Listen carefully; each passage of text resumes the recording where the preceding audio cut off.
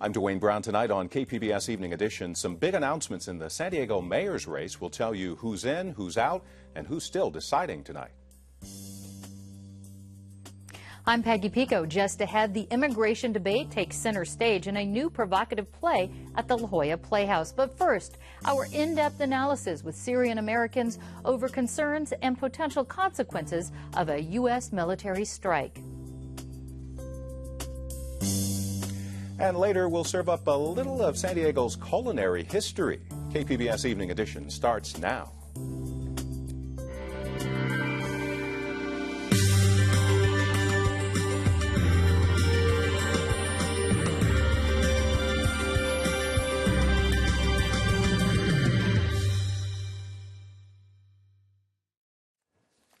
Good evening. Thanks for joining us. 4 days after Bob Filner officially stepped down as San Diego mayor, 3 potential major candidates announced they will not be running for mayor. Former City Council member Carl DeMaio says he won't run again for San Diego mayor. He narrowly lost in a runoff against Bob Filner last November. The 38-year-old Republican says instead he'll take his reform agenda to Washington, running in San Diego's 52nd congressional district against Democrat Scott Peters next year. I'm confident that we have several exceptional leaders in our city who possess the integrity and sincerity and consistency of position to carry forward our reform agenda as our next mayor. City Council member and likely Republican candidate for mayor Kevin Falconer said DeMaio put the city first with his decision and thanked him for all he's done to move the city forward, saying Carl's leadership will be put to good use in Congress. Falconer is expected to announce his decision to run on Wednesday. Also out of the race, Democrat and interim mayor Todd Gloria, who says he will work with city leaders and San Diegans to make sure the reputation of our city is better than when he took over. And County Supervisor Ron Roberts bowed out, saying he will pursue his final term on the Board of Supervisors rather than run for mayor. While Republican-turned-Democrat Nathan Fletcher got ahead of the race, releasing his first campaign ad. You know, when I was a Marine, we didn't care what your party affiliation was. We cared if you were committed to the mission that we were doing. And I think it's time as San Diegans that we all commit ourselves to the mission of rebuilding our city and moving us forward. 15 candidates, including Fletcher, have filed papers with the intent to run for mayor in a special election on November 19th. Fletcher has gotten the first endorsements in the race to replace Filner, garnering support from the unions that represent the city's white-collar workers and firefighters. In other news, the Obama administration is continuing to make its case for military action against the Syrian government with testimony before the U.S. Senate today and a White House meeting with congressional leaders, including California's Nancy Pelosi. We have the latest from the AP's Tracy Brown. Making the administration's case that the U.S. must respond to Syrian President Bashar al-Assad's alleged use of chemical weapons on Capitol Hill. And it's a red line that anyone with a conscience ought to draw. The word of the United States must mean something. It is vital currency in foreign relations. President Barack Obama says he's confident Congress will authorize a military strike on Syria, overcoming opposition from a war-weary nation. The key point that I want to emphasize to the American people, the military plan that has been developed by our Joint Chiefs and that I believe is appropriate, is proportional, it is limited, it does not involve boots on the ground. And after that cabinet room briefing from the president, House leaders, including top Republicans, gave their support. This is something that the United States as a country needs to do. I believe that the American people need to hear more about the intelligence that supports this action. Obama indicates he's open to changing the language to address congressional concerns, but is urging a quick vote.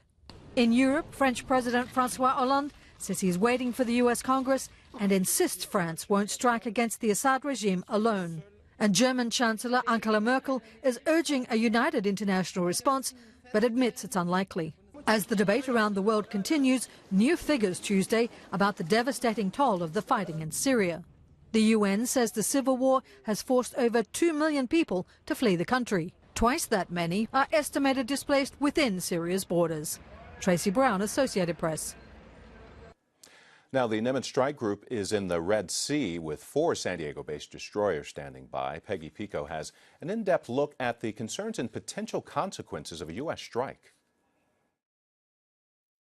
A Pew Research poll released today reports 48% of Americans oppose U.S. military action against Syria, while 29% polled say they support military action. Here with some insight into the U.S. response to chemical weapon attacks in Syria are UC San Diego professor of Middle Eastern history, Michael Provence, and Sohaib Al-Agha, board member of the Syrian American Council in San Diego. Welcome. Thank you. Sohaib, you just returned from a council in Syria and Turkey with opposition Syrian leaders. What did they say about what's happening most recently? Actually, there is real fear that the Assad regime will use even larger, massive chemical attack in Aleppo.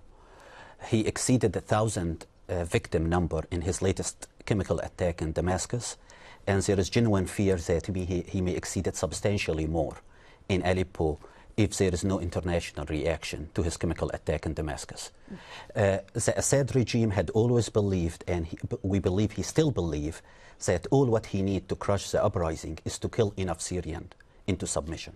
So their fear is this is going to escalate with the use of chemical weapons. Whether the U.S. interfere or doesn't interfere, Assad will likely escalate.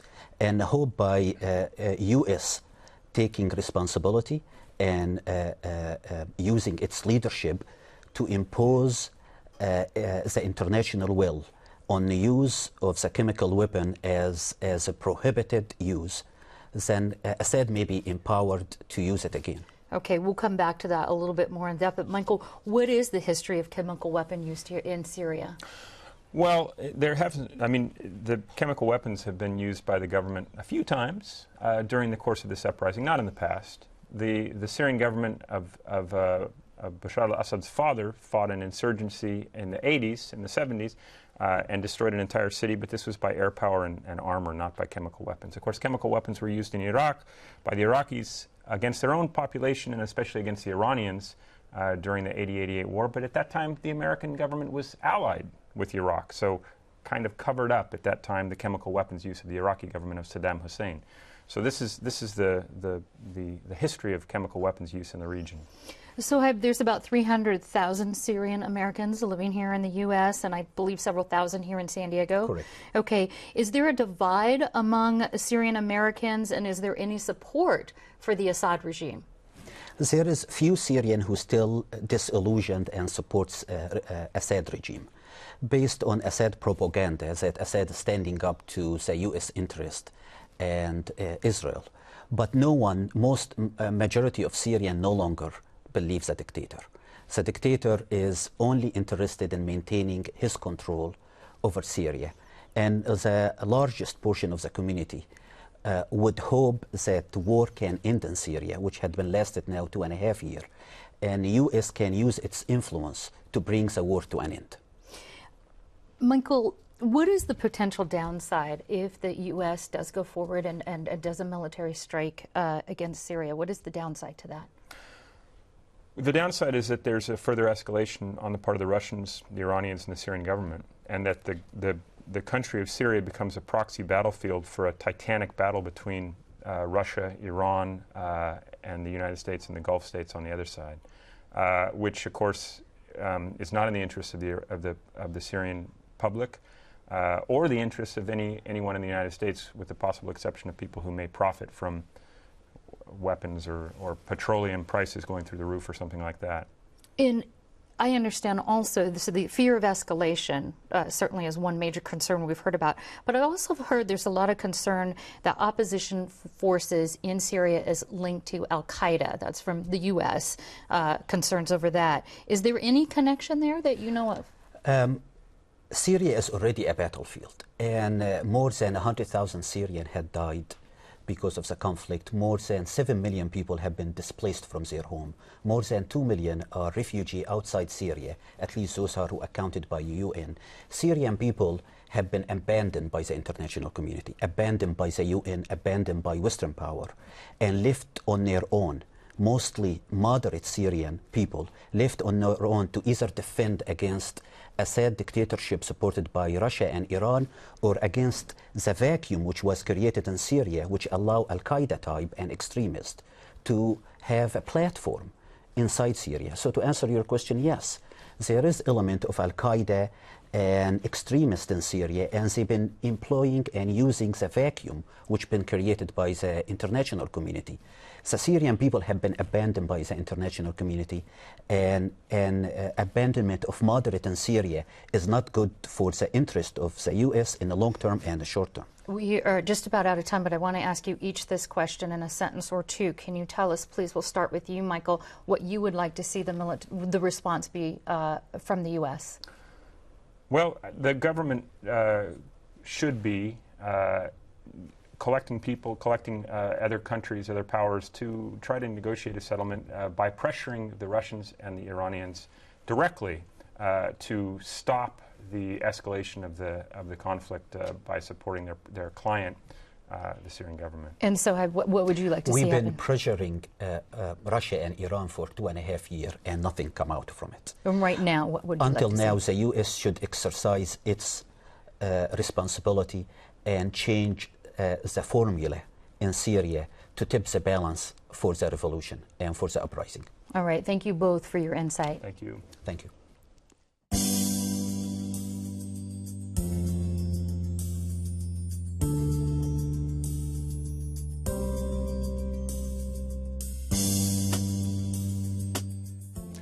An environmental group says California communities spend $500 million a year to keep plastic and other trash out of our waterways and off our beaches. San Diego had the second highest share of the spending at $14 million. Los Angeles topped the list, spending $36 million a year on things like cleaning up waterways and managing stormwater drainage. San Diego County school districts will get millions of dollars in state funds to help with the transition to new Common Core standards. San Diego Unified will get more than $22 million. The money will be used to train teachers and to buy new materials and technology. Many college students are heading out on their own for the first time this month. So what are their options under the Affordable Care Act? Speak City Heights reporter Megan Burks joins us with the answer from our Second Opinion series. Megan, who's asking our question this week? Michelle Huffaker is a web designer and mother of 3. She's sending her first daughter off to UC Santa Barbara this year, and she's really excited.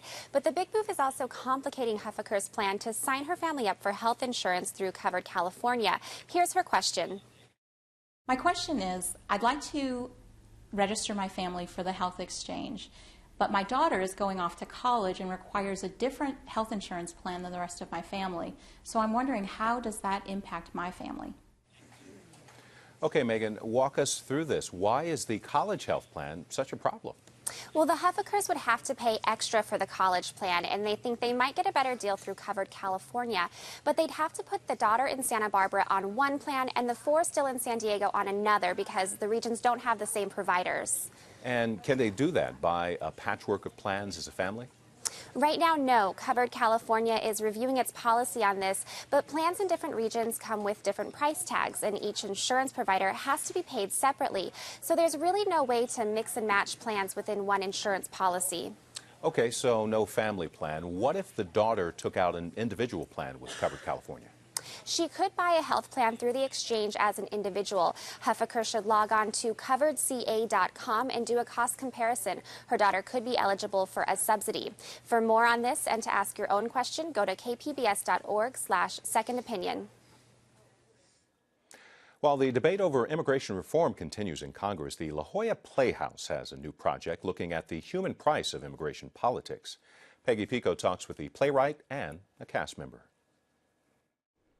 Detained in the Desert is the name of a new provocative play by award-winning playwright Josefina Lopez, best known for her critically acclaimed film, Real Women Have Curves. She joins me now along with cast member Dave Rivas. Welcome. Thank you for having us. Josefina, what inspired you to write this very layered play? Well, I was in Tucson the day that SB 1070 was signed, and I couldn't attend the protest, but I felt that I had to speak up against this because it's hypocritical that the law allows for Latinos to be racially profiled. Because how do they know Canadians that are undocumented are illegal? They go by skin color, and so I felt I had to show this ridiculousness, and I wrote this play to protest that. And you had some personal experience. You were originally undocumented. I was undocumented for 13 years. I was a dreamer way before it was cool to be a dreamer. And I received my amnesty, and at 18 years old, I was able to finally be a U.S. citizen. All right. Well, tell us about the kind of non-spoiler version of the plot here of this play. Well, it looks at the parallel lives. Well, it's two stories that you don't know the connection, and it's a very deep, profound connection. But it's basically two people who are on the opposite ends of this immigration debate who kind of come together through some supernatural force. It's kind of really complicated, but it was inspired by the studies that were done on hate crimes and the fact that there was so much hate talk from 2006 to 2010 that promoted hate crimes against Latinos. It was like a 40% increase. And so a lot of it is based on true stories of hate crimes and a lot of the hate talk on the radio and television. Well, we're going to come back to the characters in just a moment, but I wanted to ask David, what character do you play and why did you want to get involved? I play Enrique Martinez in the play, and the character is based on Enrique Morones and Roberto Martinez. And Enrique founded the Border Angels about 27 years ago. And I wanted it, well, I got involved because my theater company, Teatro Máscara Mágica, is producing the show at the La Jolla Playhouse. And I'm a board member, I'm an actor, I've been with them for about 8 years. And also because I'm a friend of Enrique's, and I've known him for about 8 years, and I love her work, and it was just a great marriage of everything coming together. So now that there was really no other role in it for me except for Enrique, and so since I got involved, I've been doing work with the Border Angels. I've gotten to know Enrique a lot better, and Josefina. And so some people may know that the Border Angels, what they do is they put water in water stations throughout the desert so that people crossing can, if they're dying, there's water there. Very popular in Arizona. I don't know how popular it is here in California. And so I got to know Enrique because I went on something called Marcha Migrante, where he shows people what people really go through when they're in the desert. And we went to visit the cemetery where there's over 700 bodies that are buried there that they can't return because they had no identities, or the bones were the body was so decomposed that they can't identify and return the bones. And this is all part of things that you go into this play here. What do you want the audience to take away? What would you like them to experience while they're watching this? I think what I really want people to get is that the sun doesn't discriminate. It doesn't care if you're white or black or any color. You're a human being dying in the desert. And that's what I want people to get, is that anyone who thinks that, if you cross the border legally, you should die there, that's really, like, I don't know what God you believe in, that you think that's okay. There's a lot of, like one of the biggest things that I learned, because I always thought, how can people be racist?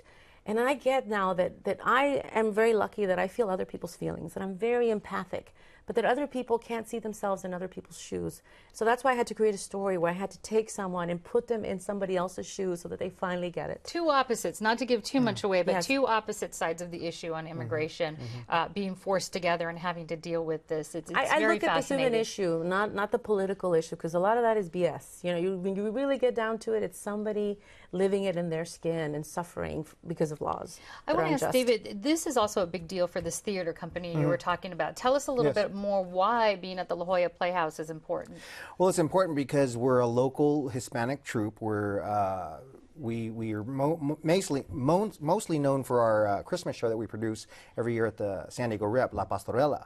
And we do various shows around town, at Old Town, in schools, a lot like that. So we are basically a small troupe gone to the big stage, and there's a 2-year residency that we were just awarded at the La Jolla Playhouse. And the name of your company again? Is Teatro Máscara Mágica. Theater of the Magical Mask. Right, correct? exactly. Okay. And I'm so happy that we're there, because I went to UCSD.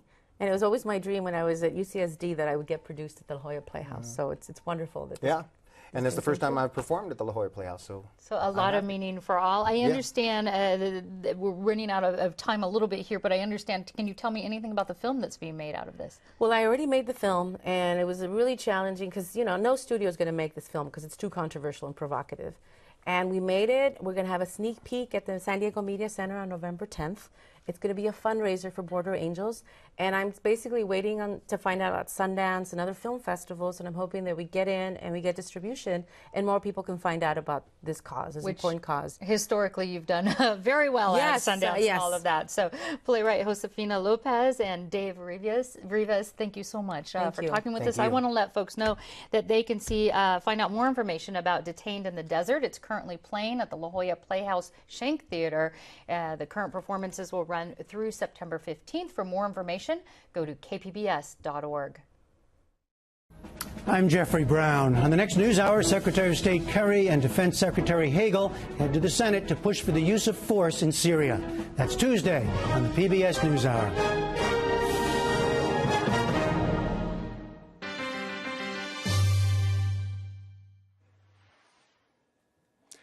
One of my favorites, the fish taco, is San Diego's most famous contribution to the taco movement. You can get one at a fast food joint, taco trucks, even some high-end restaurants. But the fish taco didn't get its start in San Diego. Adrian Florido explains in our Frontera series how tacos are transforming the American palate.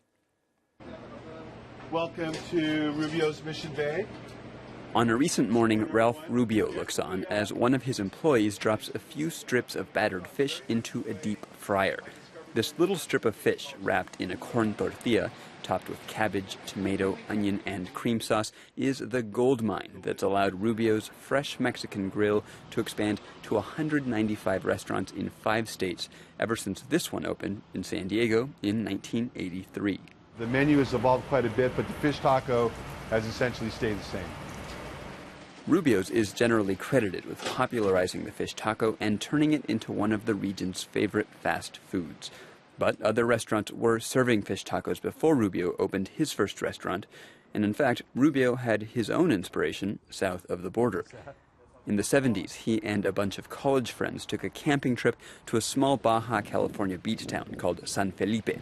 They ate fish tacos morning, noon, and night. And one day, Rubio approached a man working at one of his favorite taco stands. His name was Carlos, this older gentleman. I asked him, well, what goes in the beer batter?